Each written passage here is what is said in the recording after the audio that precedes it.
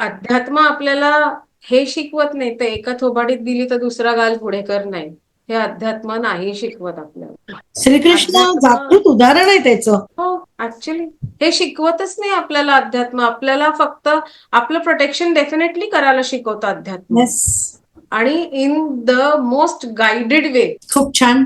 कारण करायला बऱ्याच भरपूर जणांना आहे, बऱ्याच ऐकून जणांना गेला. असं हं? बऱ्याच जणांना असं वाटत होतं की you are into spiritualism, you are into अध्यात्म, into a non-judgmental zone. So how come you are into विश्व हिंदू परिषद? आपण डॉक्टर शिबानीचे धन्यवाद मी तिचे मानते इथे, की इथे आलीस, इतकं सुंदर अध्यात्मावरती सांगितलं. तरुण मुलांना नक्कीच वाटेल की झिंग काय आहे. फक्त पब मध्ये जाऊन नाही, तर भजन करताना पण, वारीमध्ये पण मी ही झिंग अनुभवू शकतो. हे काहीतरी वेगळं पण आहे. हे अध्यात्म म्हणजे संपूर्ण जीवनच अध्यात्म बनून जाणार आहे, आणि सोल पर्पज मिळण्यासाठी अध्यात्म आहे. डॉक्टर शिबानी, आम्हाला आज खूप आनंद झाला तुझ्या बरोबर इथं येऊन.